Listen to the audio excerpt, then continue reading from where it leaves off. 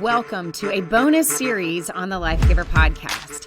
Made possible by the USO, these bonus episodes are from a monthly series called You're Leaving Again, where the USO is following Matt and I during our deployment, and we are sharing our authentic story with you.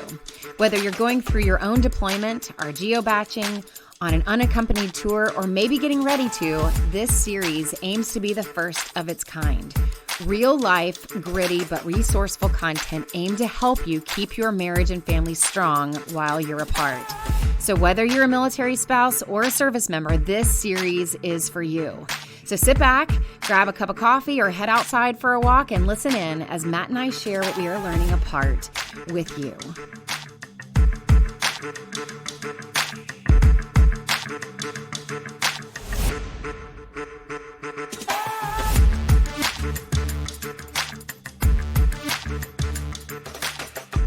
Hello, everybody. This is our last one of the series, which is crazy to me. Just a really quick recap on what we've been doing, and I'll make this very brief because we have some great things to get to tonight, is that the USO followed Matt and I during his deployment. That was about 5-6 months long. 162 days. There you go. Yeah. And we just really wanted to allow the USO to kind of follow us and do these monthly webinars to kind of highlight what it's actually like for a couple and a family to go through that time apart.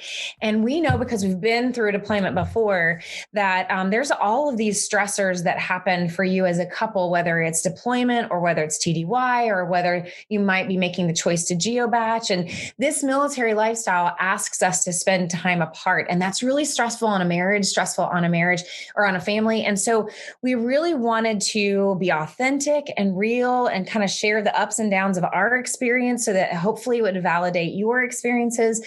And so each month we have done kind of a different topic as it relates to what we were going through, but also what we know you guys might be going through, and kind of just opening things up a little bit and having a authentic dialogue about this thing that we all go through in a really real way. You should have also gotten a PDF, a listening guide to go with this webinar. We did that for each of the webinars throughout the series. If after, I'm going to answer this again later. Thank you, Laura, for going ahead and putting the link up there. You can go back and watch the other videos on that link, and you also have access to the audio of those on my podcast. You'll also find that on the dashboard there. But we've covered topics like ripping the Band-Aid and all that stress that happens before you say goodbye. We talked about trying to figure out how to get on missions separately during that deployment and together. We talked about holidays. How do you navigate holidays as a couple? We've talked about parenting. We've talked about communication. We touched on intimacy while you're apart. We talked about healing deep wounds. That's usually a very big topic, a hard topic, but a big one. So we touched on that. And then we also last month touched on reintegration. And I believe we did that shortly after you came back, within a week or two, and covered kind of the stressors that happen during reintegration and tried to be really real with that. So tonight we are going to talk about kind of right after that reintegration. And I think, like Laura said, that's not really something that we usually talk about. We kind of just stop at reintegration, assume everything is great. And then it's almost like you ramp up again for that next time apart, or you try to find this new normal. And I feel like that's kind of all that's really out there as far as resources for us, is just like this, well, find your new normal and kind of figure it out as you go, and hope that everything just works out. But what I think you and I have seen, and also seen in other families, is that the longer of time you've spent apart, or if you're going through rapid cycling of deployments, what usually happens, what we've found for our military couples, is that it's very tempting and very easy to find yourselves adopting these very parallel paths. You've kind of figured out what works for you during deployment. You figure out what works for you during deployment. And if your marriage gets to a place where you are not really learning how to reintegrate and cross those paths again, after a while, maybe just out of sheer weariness of being a military family, I've heard couples say, maybe it's just easier if we just kind of keep on these parallel paths than try to figure out how to intersect them again. And that makes me super sad when I work with a couple that's gotten to that place. And there's still hope for you if that's where you're at, if you've kind of just thrown your hands up and just said, you know what, spouses, I'm going to run the household, and I'm going to just take charge and have control over all of that there. And service members are going to do their job. And we're just going to keep doing that because it's just easier to keep it that way. There's hope for your relationship to learn how to reintegrate that, but also how to cast vision for where to go with your relationship from there. So that's what tonight is about. Anything? No, it was a whole lot. Okay. Vision casting for tonight is what I wanted to do. So we wanted to start off by giving you guys a little bit of an update as far as what our post reintegration, kind of going into new normal, is like. And so I'm going to let you go first because I did so much talking. What has it been like for you as we've kind of got through that initial honeymoon stage of reintegration, and then kind of trying to figure out how to kind of cross our paths and figure out the new path ahead? So since last time, because the last time we did the seminar, did the video, I had not gotten back to work yet. Yeah. And so I went back to work about a week after that, about 5 days after we did the last one. And so since then, it's been a month of actually just trying to balance being back at work full time in that schedule, and then also being back at home, trying to plug in, connect with you, connect with the boys, do little things around the house and help. So it's been, it's a common experience of when you're on deployment, everything is like face forward. You're looking at the mission, you're taking care of that. And you kind of know that you'll be able to plug in as much as possible, but you really feel most of your responsibility lies in that direction. Coming back, there's that much more responsibility to be plugged in everywhere and to try and be great at everything. And that's I hear from a lot of service members of trying to go, okay, I'm trying to do this, trying to do that. And I just feel overwhelmed in all areas because you're trying to give your best, your creative best, your planning best. And so sometimes what you're giving your best at work, planning and scheduling and making things happen, and being very kind of directive on that. Sometimes that bleeds over into the family. And so then you have to figure out, okay, wait a minute, how I related to people on a deployment and at work doesn't necessarily work when I actually come home to the family, because you're just in that mode of going and going and going. So you don't really, unless you get that leave, you don't really get that chance to take a break, to actually pump the brakes. You're actually increasing responsibility, because the responsibilities won't stop at work. You're increasing the responsibility when you are then adding home and routines and schedules and how people are doing and all those extra little things that you didn't have to worry about. It's like, I think I read a meme once that said, I didn't know that adulthood was just planning dinner every night. And that's overwhelming. Like, oh no, what do we got to do dinner again. Oh no, again. Right. And so, when you're deployed, all your meals are like figured out for you. So like, there is a part of my brain, don't need that. Right. I can devote that to something else. It contributes to the level of exhaustion because I think that watching what do you mean, planning dinner every night? Well, yeah. Oh gosh, yeah. Yeah. Well, jeez. I mean, I think that I watched you come home and try to be so intentional with everybody and everything. Yeah. And it's just kind of like a whole lot of adulting. Yeah. It's just so much adulting on everybody's part. And I think that all that it's something we've been talking about a lot lately, is just all the adulting, all of the decisions, all of the intentionality, all of the trying to do the best that you can be really exhausting after a while. And that definitely contributes to that reintegration. Well, this deployment asked more of you and the boys than it did of me. I mean, I was busy, but it wasn't, as emotionally taxing as other deployments have been. And so coming home and seeing where you guys were, I really wanted to lean in as much as possible. But then, we just kept having, it's been a month of, attempting to balance teenagers, which, bring their own whole set of things. And, in full transparency, being a military couple that has PCS'd 7 times, last year was our 7th PCS in 9 years. And so the last month really has been focused on our boys, because we've seen the impact that not having stabilized community has had on them. Yeah. And so as much as we've wanted to connect and go, hey, are we cool? And we're, back and doing life together and in one another's presence, almost at every point along the way, we've had to really lean in with the boys and go, okay, hey, we're gonna go out. No, they have something. They have a need. Yeah. And it's been difficult on that. Yeah. Let me respond to that. So first of all, he's right. And I did want to share, and I've shared this in the previous videos, but just kind of in hindsight, because that's a little bit of what we're doing tonight is hindsight and then kind of thinking forward. And it was surprising for me to be the one that really struggled the most during the deployment. I was not prepared for that at all. I figured, I'm not the one that's changing scenery, changing location, changing much at all. In fact, in the middle of COVID, we weren't changing anything at all. We were in this house for a very long time. Our boys barely changed the sheets on their bed. It's very possible, and so I was not prepared for it to take as much of a toll on me. I think the traditional mindset is that other than, me as mom being, tired of just doing all the mom things and all the adulting, that I think the traditional mindset is that the service member is going to come home and have a hard time acclimating. But when he got home, I was really on a level of exhaustion that I don't think I've ever experienced before. And he knew that as well. And so he jumped in like immediately you were giving me supplements. You were like everything that you could to get me back to a better place. And so I'm definitely now at a better place. It was one of those things like, I do remember in the first deployments, you would come home and we used to call it the deployment crud, where like, I don't know if you remember this, but it used to be like, I don't know if this happens to anybody else. But like the service member comes home and they bring some kind of cold or sickness or something with them. Why wouldn't you want a foreign virus? Virus. Every time you go away to a different country. That's not as funny as it used to be. Whoopsie. But we used to call it like the anybody come if you know what I'm talking about, put it in the chat thread. But it used to be like everybody would kind of catch a cold or whatever.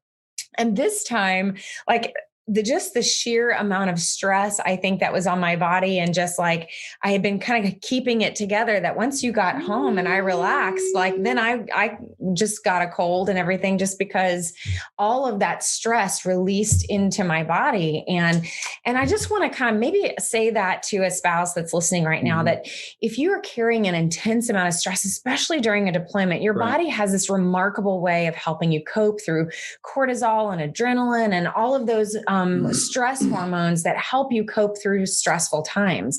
But oftentimes your body will hold on to that as long as possible to get you through that season. And then all of a sudden when relief comes and you finally start getting a good night's sleep and your body recognizes that there is no danger and that the stress has passed, it's almost like it releases all of that it's been holding on to. And whether it's cold sores or colds or catching a virus or just something like that, you might have kind of like that window of just that stress just kind of dumping into your body. And that's definitely what happened to me. Yeah. So now that I've had a good amount of sleep and I've definitely recovered, but that was, wow, what a lesson that I learned from that process. So I don't know if anybody relates to that after having a year of COVID and dealing with kids, or maybe there's somebody listening that relates to the fact that you have had seasons in your family and in your marriage where maybe the kids were really struggling and it was kind of this intentional, like you don't want to put your marriage on the back burner, but like your kids are really needing some intense focus for a certain season. And that's really, really hard. We can definitely validate. It's really hard to navigate that as a couple and try to balance all of that. So definitely, Emily, my back gave out the day my husband came home from his last deployment. What a great example. Like it's like, what a time to get an injury, right? It's really fascinating. And if you can be self-aware, all of you just more self-aware of what your body is doing and feeling and what happens in the timing of it, you'll learn a lot about yourself. And definitely, I'm grateful for how the body functions and helps us get through those tough times for sure. Yeah, the body steps up and then all of a sudden it's like, oh, we're done? Yep, we give up.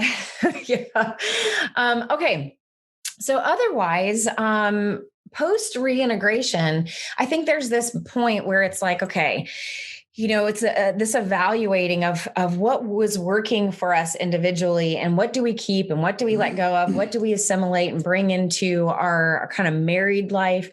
I know I shared during other videos, one of the things Matt was able to do during his downtime was you really were able to get into nutrition and exercise more than I think you've ever had before in a very, like you were able to detail and really, I don't want to say you controlled your food because you didn't have access to a ton of food. I just ate chicken and lettuce. Just to be honest, I just ate chicken and lettuce. He ate lettuce for 6 months straight. Well, sometimes I ate lettuce and chicken. But he used his time away to set that goal for yourself. That was, something that you could do. And I know that's very common for service members to set physical goals or physical training goals. And so he was able to really dial in his nutrition in a way that he had never had before. And I was kind of doing the best that I could under the stress that I had. Mm-hmm. And so you coming home, you've tried to keep that as not, you've eaten more than lettuce and chicken. Oh yeah. But of course. But you've definitely, now you have options, which is hard, right? Yeah. Mm-hmm. So you've really tried to keep that progress that you had made as much as possible. So why don't you share what it's been like for you to come home and try to keep those goals or keep reaching, continuing that goal as well now being home? I think the key to all of it is to lean in and be intentional when you can. When you have that moment of like during the deployment and you can, it's easier on deployment. Now I have this little fidget. I have a little Captain America. Has to fidget. I have to have a little fidget. When things are like rough, it's not hard to make it just a little more rough where you're like, well, this kind of sucks. So let's make it suck a little bit worse. I don't understand that. Yeah. And so it's easy to accept that because you're at that place, to be kind of self-denial because you're already having to deny things to yourself.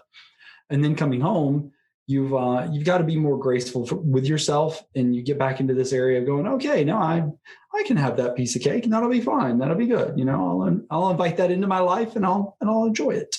So really, I think with any of it, moving through reintegration on multiple things, not just fitness or nutrition, is the ability to be graceful with yourself, to earn it where you can, and then to be graceful when you can't. And, as long as it's, if 3 steps forward and 1 step back and 3 steps forward and 1 step back, as long as you're inching your way to whatever your goal you have, that's good.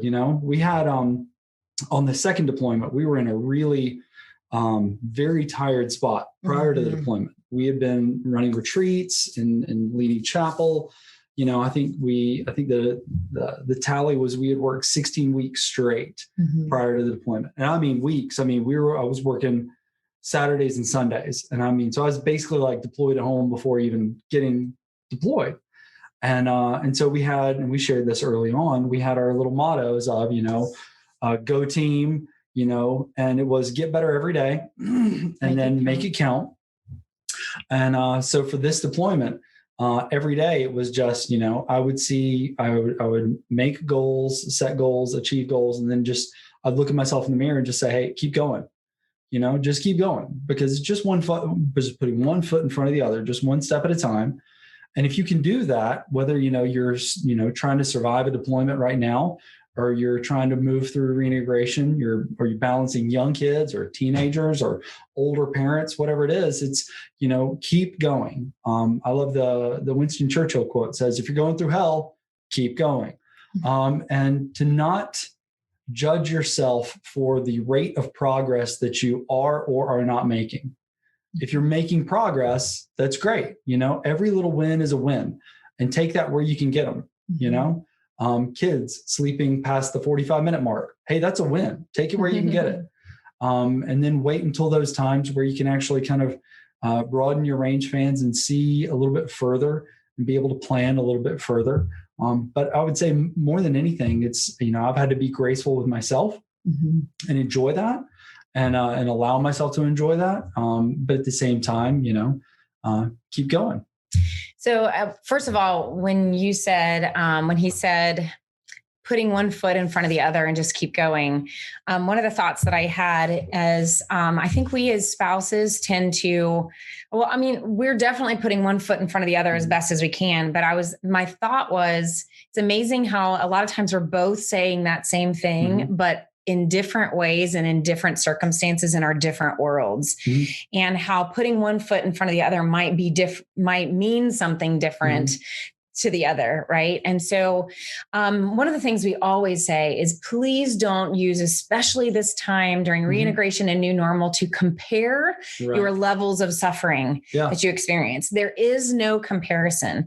And spouses, I'm specifically talking to you because I think that sometimes we minimize our experiences because, well, we say to ourselves, well, I wasn't without the family, or I didn't go through losing a battle buddy, or I didn't go through a life or death situation like they did. And so how, yes, it took everything in me to get through that moment, that day, or to deal with the kids on that level or whatever. But somehow we minimize that and go, well, it doesn't compare to what he went through. And so I'm just not going to say anything at all. And we just would encourage you to not compare the two, that both of you had your own experiences. They're both very valid. And it's really about how do you own those, respect each other's, and be able to listen to each other and be able to actually learn from each other, but they both are valid. So the other thing that I want to say is, and I wonder if put in the chat if this is something that you guys have experienced before. I'm pretty sure it is, but from a spouse perspective, we tend to pick up coping skills at home, or maybe behaviors or routines or something like that helps us get through that time apart. And you may not even realize that you've picked up something until your spouse comes home, and then you're struggling to do it or keep it going in a consistent way. So I've heard some people, some friends of mine, we talk all the time about how when we lived on the installation, especially before social media, when the guys were gone, and I'm using stereotypes here because I know that there's female service members as well.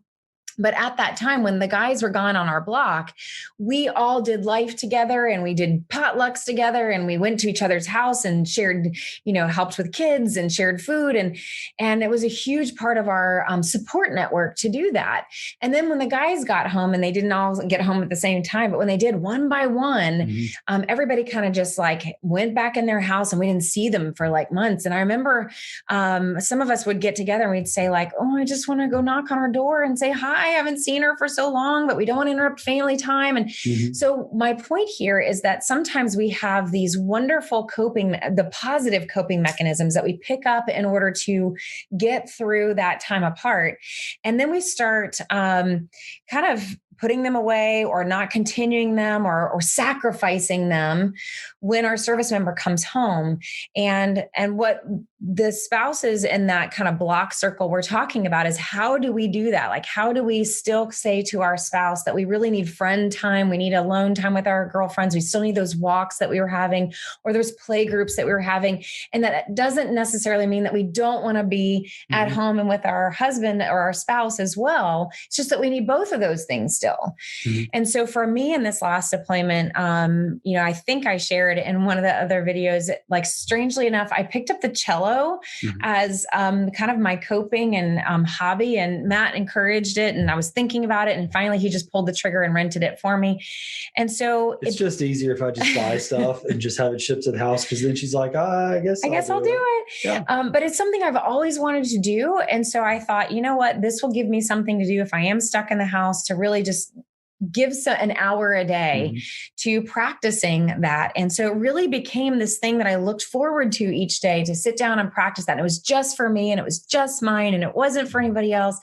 And I was really enjoying that. And then once you got home, I really started to struggle with oh, I really want to go practice, but you're home now, and I don't want to go do that because I should be spending time with you. And so again, it comes down to what are those coping skills, those things that you picked up that were positive during that time apart, that really you found it was a good contribution to your own mental health. And then do you find yourself sacrificing those things or losing traction in those things in the effort to find the balance? Yeah, because I think, are you looking at the? I'm looking at the questions while you're talking. Well, one of the things I want to add to that was on the deployment, the service members have downtime.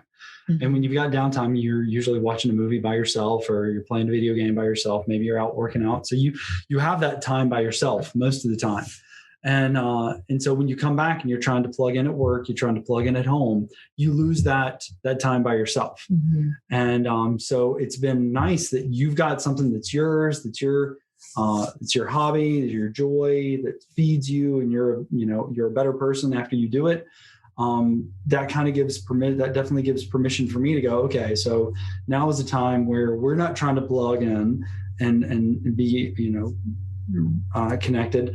And I could maybe plug in with the boys and do life, or I could just watch a movie, or I could go play drums by myself and just kind of do that. And it gives us that permission to not be enmeshed, and that's one of the things. It's a good word. Thanks. Brought that up. You're welcome. Define what that means. Enmeshed is where you're like overly connected, where you can't really tell the difference between where you start and I stop, and it really, it's like there's no differentiation. And enmeshment can actually take away chemistry in a relationship, because there's no difference there. You're like on top of one another, breathing each other's air, and you can feel that intensity of wanting that. After a deployment, you're like, you've been gone and I just need to know that you're there and you're real. But then if that keeps going on, because you're trying to go, okay, how do we make up for those 6, 9, 12, 15 months and reestablish connection? Yeah. How do we find our space again? Where do we find our orbit around one another? You can become enmeshed and not have that differentiation and lose that chemistry between two people. And so you've got to not overdo it. And one thing, when you were talking earlier about not comparing, is also in that comparison, like if it just happens to come up in your heart, to not attack out of it. If you're not feeling understood, to not go, oh, well, here's something, and then just throw that, grenade over at your spouse. And because you're not going to be able to stand, I'm not going to be able to understand. And what I've just basically done is just, thrown, the shame of that. Yeah. It's a trump card that nobody can come back from. Right. Yeah. And when you do that, it automatically says, go away, you go over there. You can't understand me. You can't be near me. And it creates that separation, when in the midst of it, what you're really wanting is to be understood, to be connected. And you want the other person to go, okay, I see you. I totally understand that. Wow. I didn't realize how hard that was, or you experienced that. You don't even have to feel that for the other person to the depth that they feel it. You just have to acknowledge it, hold it as sacred, and respect it, and work around it. Does that make sense? Oh yeah. It actually brings up a really great point of, this time period after that initial reintegration, I think, is probably the times when some of the stories start coming out, when we start having those harder conversations, and where it can feel like it's really easy to get into those opportunities for conflict and comparison. And because you are starting to look back on your time and go, man, that was really hard. I can't believe what I just did. Can't believe what I just went through. Did that really happen? And it gets really easy to engage in conflict in that way and kind of throw that in your spouse's face, like you're saying, in effort to be seen, to feel like my spouse sees the fact that I went through something really difficult. And instead, I think what we found from the very first deployment was we found this, we personally kind of used this lingo where in fact, you were the one that brought it up first, where you said, what he had gone through, he was trying to describe what he had gone through during that first deployment, which he struggled far more and went through far more than I had.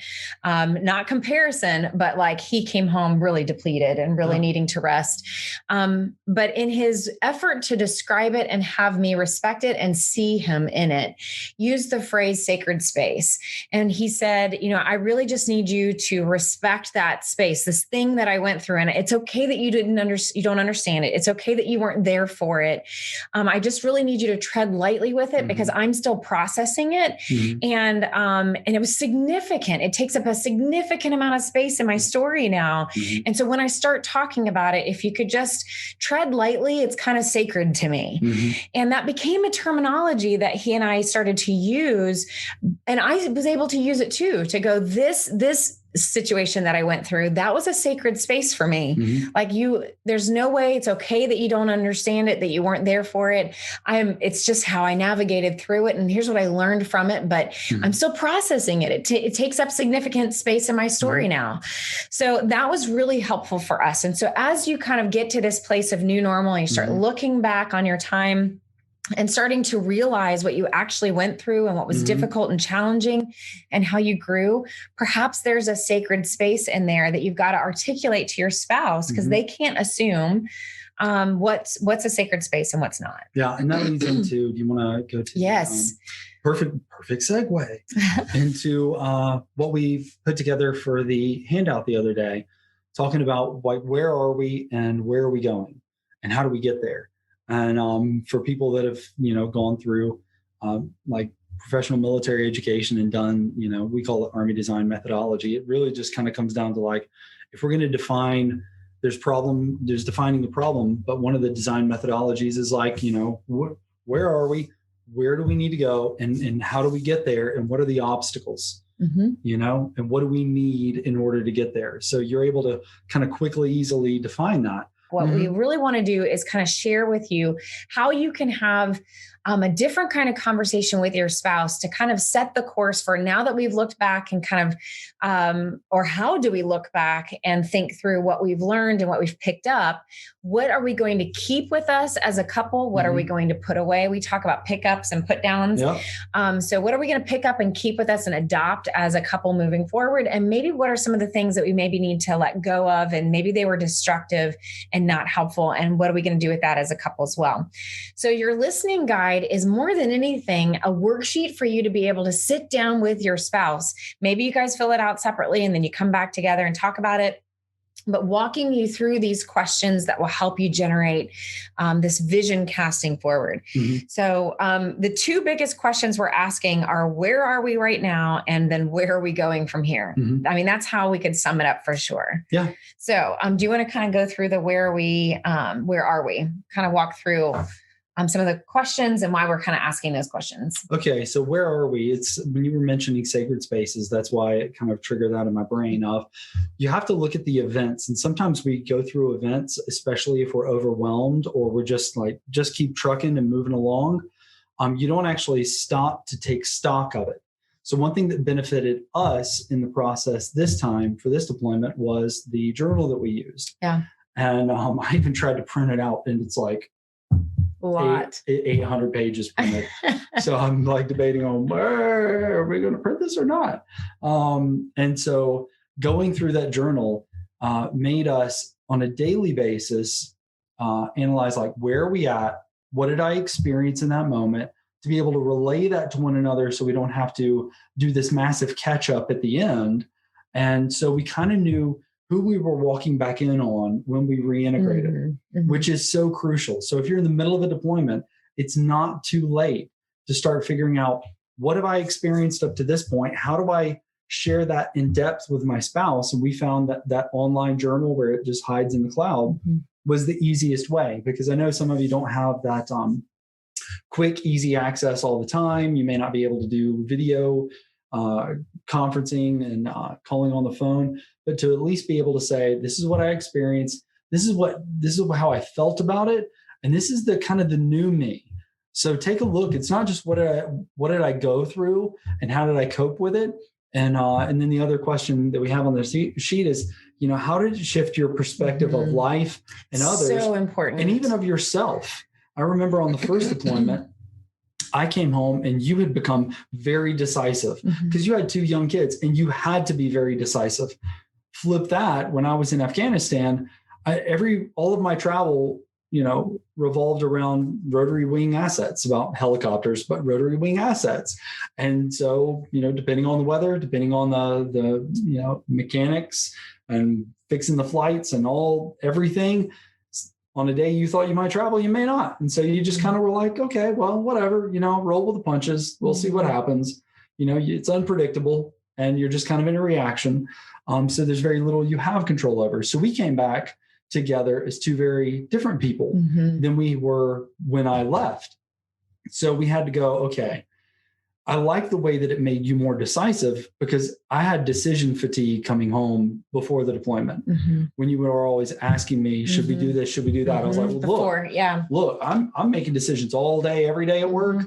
I can't make all these decisions for you. So it was a great relief to me. So that's an instance of that was really good. Yeah. You know, and the other part was I came home and you had a lot of stored up anger for the right reasons. It's, you know, everybody gets resentful after a while, you know, bring my service member home now. Yeah. That's legit. Right. Yes. And so it was actually trying to go, okay, so how do we pump the brakes? So the pickup of you were more decisive. Great. Absolutely on board.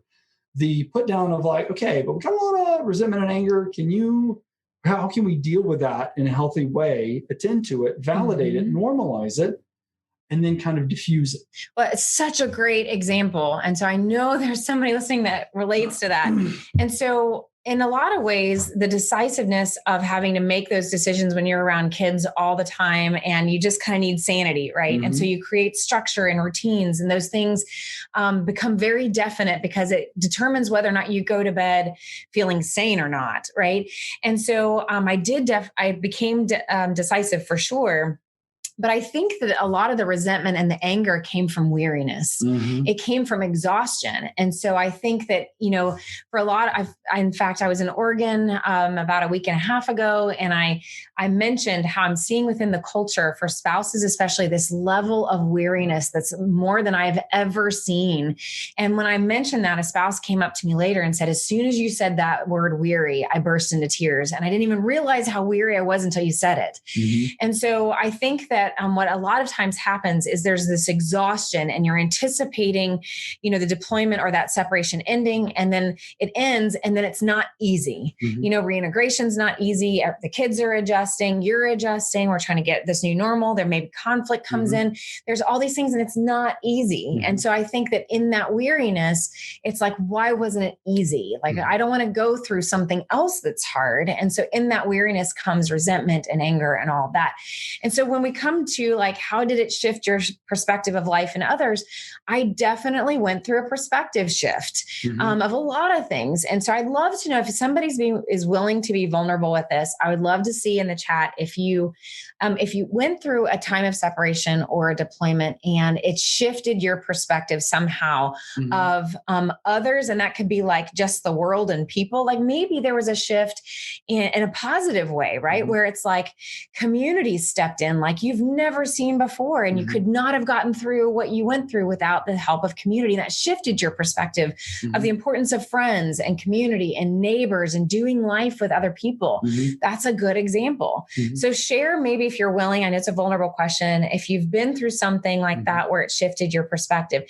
That's so important for you to write down and then share with your spouse, because it shows a kind of growth that's happened in you. It shares, and that's what we hear from couples all the time. I feel like somebody's growing without me, or I'm growing more than they are. And that may not necessarily be true. It's just whether or not we're sharing how we grew and how our perspectives shifted over time. So we've given you those questions. And then this whole idea of how do you incorporate moving forward? Okay. So this is where, and I love that you came up with this terminology of opportunity versus obstacle. So basically, kind of, we've shared this a little bit already, but it's basically taking what did shift for you, how you did change or not, what those experiences that you went through that were really meaningful for you, those coping skills that you adopted, which of those were positive, like the cello is something that I want to continue to work on. That's a positive coping skill that he's also okay with. So therefore, it's an opportunity to incorporate that in our new normal moving forward. That's something that we both agree, like, hey, I love the fact that you picked that up. I love the progress that you're making and how happy that makes you. I'm great with you keeping that in your world. And likewise, you know, I want him to feel like he can continue to make the strides that he wants to, not only in nutrition and in health. I definitely want that to be influenced with me. And so I'm supporting him and doing that with him. But that's not something that I want him to feel like he needs to abandon or give up or sacrifice. And so that's an opportunity for us to kind of get in sync. And it may mean I have to work a little bit harder to kind of catch up to where he is, or kind of get in sync with where he's at, but it's an opportunity for us to vision cast together. That is going to be a part of both of our worlds, not just one person's world. Yeah. And so that would be an opportunity. Okay. So then you've also got obstacles. You want to share a little bit on the obstacle side? What would be an obstacle? I was just looking over the chat. Okay. I was so listening to you, and then I was going to look at the chat, and then you asked me a question. I was like, what? Okay. Well, how about you keep reading the chat and I'll cover obstacles? You want to do that? Oh, well, I can cover obstacles. Okay, go. Obstacles are those things that actually came up that are maladaptive coping mechanisms. And when I say maladaptive, it's like, this thing is not going to get you to where you want to go. Okay. And some of those could be like, if you're, I'll just say it, if you're picking up tobacco use during the course of a deployment, just to be able to deal with nerves and that sort of thing. And it's not something you had before you deployed, or it's not something that you and your spouse have agreed on, that's an okay thing. And you come back in and your spouse is like, wait, what the heck, when did this happen? And you're trying to figure out, how do I incorporate this into my life? It could be some people, I'll just say it, service members can spend a lot of their downtime video gaming. And that's great. I video game with both the boys. We pick up a new game like every couple of months. They teach it to me. We get awesome at it. We beat the boss. We find another game, and it's just the way that we connect. It's the little kind of the world, but I don't allow it to take over their life or my life. And I don't, if it's ever, we keep an open dialogue of, how you feel about it, what your perspective is. And so when it might become an obstacle versus an opportunity for you to connect with the boys. Yeah. An obstacle is something that you're using that is not agreed upon within the relationship, that you're not both okay with. It is actually moving your energy direct out of the relationship instead of towards a relationship. Instead of into the family, it's moving you out of the family. And so, what do you think? What from your perspective, what are some obstacles that could be for a spouse? The first thing I'm thinking about, I hate to say it, is alcohol. Yeah. I think it's all too common in our culture that deployments and times of separation are very stressful. And when you are at home, especially if you have kids and jobs and all those other kind of stressors, too common in our spouse culture. It's like, well, what's your drink of choice? Or let's get together with friends and have a drink, or it's been a hard day, so let's have a drink. And so you may not realize over the course of that time of separation, either how much that kind of crept into your life and started to build over time. Or I had a good friend of mine one time say that she decided to stop drinking because she realized this kind of casual glass of wine turned into a nightly nightcap, and that kind of uncomfortable feeling of like, this is turning into an every night sort of thing. And so one of the things that I did during the deployment that was really helpful this time around for me, I am definitely a lightweight, like I can maybe have one drink and that's all. But one of the things that I had to do during the deployment is I knew it was going to be hard, especially during COVID and the stressors of the boys in and out of school. And I knew that was going to be stressful. And so I had just made a choice for the most part to not have alcohol in the house at all, because I knew every day was going to be a stressful day.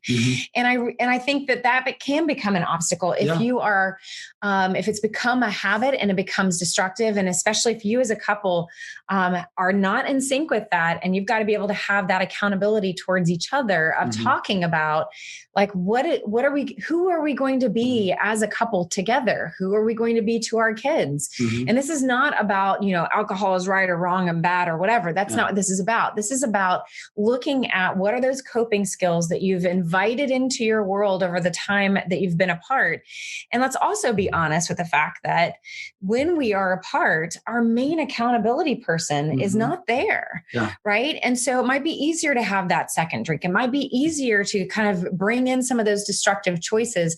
I'm sure on more than one occasion, I had way too much popcorn for sure. That if you would have been here, you would have been like, you're going to be so sick if you don't stop. Right. I know that's silly for me to say that, but honestly, guys, your main person, if they're not there to be your accountability, and they should be, a healthy relationship involves that level of accountability. It's very easy for destructive habits to creep in. And then, talking about new normal and having these tough conversations together it is really hard to have those conversations of what do we want to change? What do we want to adjust? And do we, is it food that's become an issue? Is it alcohol that's become, or video games have become an issue? I know that's hard to talk about as a couple, but if we're going to establish this new normal moving forward of what is our marriage going to be and our family going to be moving forward, then we got to figure out how to be in sync and not just go, you know what, I'm going to stay in my lane, you stay in yours. I found what works for me. You found what works for you. And we just will turn a blind eye to each other. That's not necessarily a healthy way to move forward. No, I was reading one of the chat things. Yeah. So in just a few minutes, we're going to have time for more. So just questions. And so it doesn't have to even be questions on this particularly. We'll take questions for anything. Just really quick. We won't camp out for this for too long because we want to get to your questions. But this is kind of your last page of that guide that we walked you through. Once you kind of get to this place of where are we and now where do we want to go and assessing those kind of obstacles and opportunities, we wanted to help you kind of vision cast moving forward. How do you really get to where you want to go, or at least get on a trajectory to get there? Yeah. So one of the starting points for that is who is where you want to be, and being able to pick their brain for how did they get there. And one of the first things easily came into mind is mentoring couples. We talk professionally all the time about having mentors. And oftentimes that can usually lead to, okay, I want to get to that rank, or I want to get to that job that you got. How do I get there? Which isn't really the essence of mentoring. Mentoring should be about how do I become a better person? How do I actually become the fullness of me as an individual and what I was created to be? That essentially should be what it is.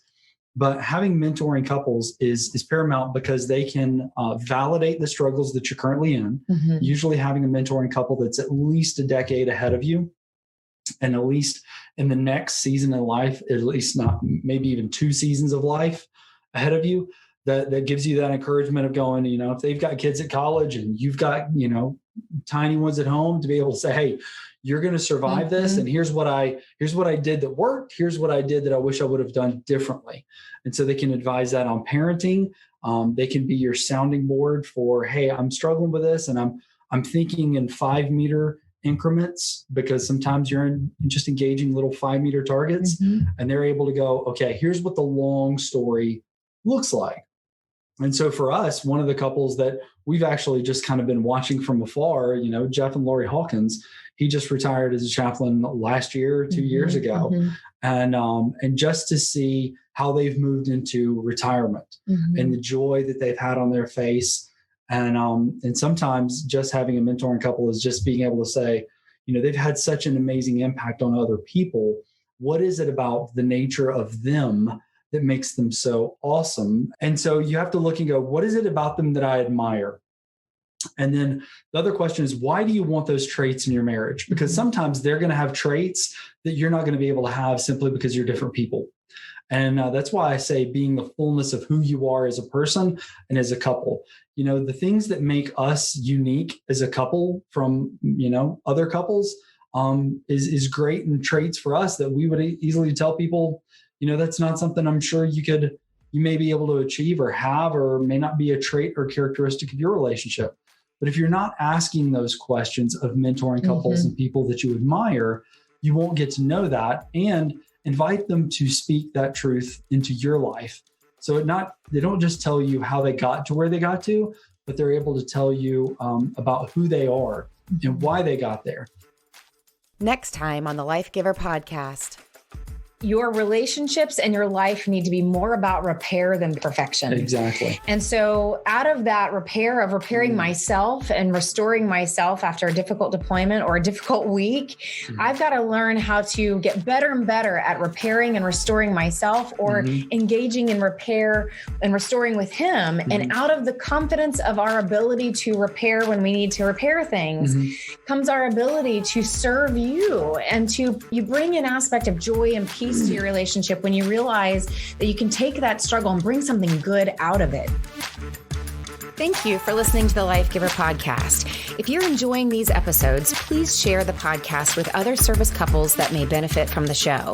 If you'd like more information about me or Life Giver, head on over to CoreyWeathers.com or life-giver.org.